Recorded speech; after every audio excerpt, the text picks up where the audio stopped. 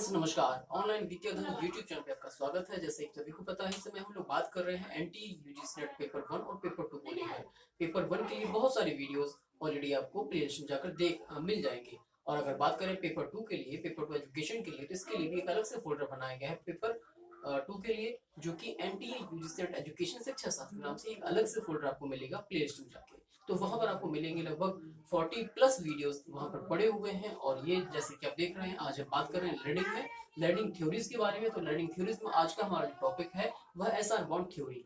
SR bond theory को विभिन्न नामों से जाना जाता है, जैसे कि हम जानते हैं कनेक्शनिज्म थ्योरी और ट्रायल एंड एरर थ्योरी, या प्रयास एवं त्रुटि का सिद्धांत, या संबंधवाद का सिद्धांत। इस सिद्धांत के प्रतिपादक के तौर पर जाना जाता है ईएल थॉर्नडाइक को।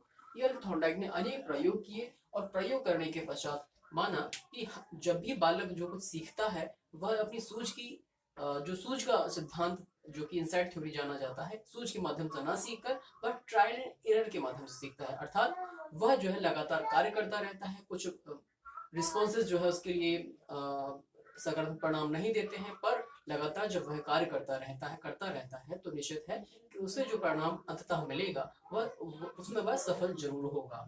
इसी प्रकार से अगर बात करते हैं, इस प्रकार का जो सिद्धांत था और इसका प्रतिपादन इन्होंने थॉर्नडाइक ने अपने 1898 में पीएचडी की जो उनकी थीसिस थी, और उसको जब उन्होंने पब्लिश करवाया बुक के रूप में, उसका टाइटल था एनिमल इंटेलिजेंस। उस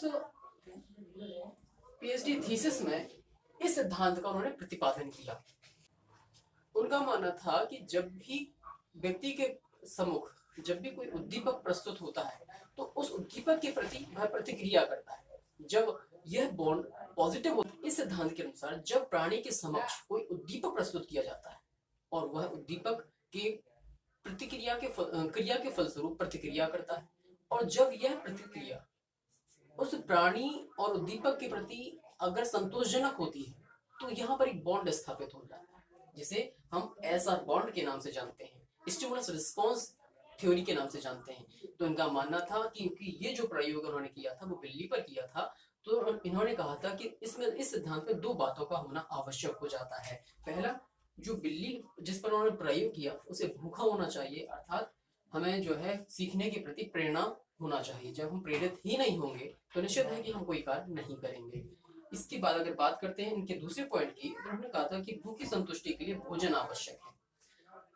तो अगर बिल्ली को जब हमने भूखा रखा तो जब उसे ऊपर जो हम कार्य करना चाहते हैं तो उसके लिए आवश्यक है कि हम उसे उसकी संतुष्टि के लिए भोजन रखें, तभी वह कार्य उसे हमारी रिस्पॉन्स उद्दीपक के प्रति प्रतिक्रिया करेगी, अन्यथा की स्थिति में वह शांत बैठी रहेगी। इसलिए यहाँ पर ध्यान देना चाहिए कुछ बातों को। जब भी हम बालकों को सिखाना चाहते हैं तो ऐसी स्थिति में उसे प्रेरित करना चाहिए। जब हम प्रेरित करके रखेंगे तो निश्चित है कि उन प्रतिक्रियाओं के जो भी प्रतिक्रिया करेगा क्रिया के प्रति वह पॉजिटिव वे में ही जाएगी। इसलिए आवश्यक हो जाता है कि लर्निंग और मोटिवेशन का एक बहुत बड़ा बॉन्ड होता है। इसलिए आवश्यक है कि एज अ टीचर हमें बच्चों को एक बॉन्ड स्थापित करना चाहिए प्रेरणा का। जब वह प्रेरित होंगे तो निश्चित है कि कार्य करने के प्रति उनकी एक रिस्पॉन्स बढ़ेगा और वो इसको अच्छे से समझ पाएंगे।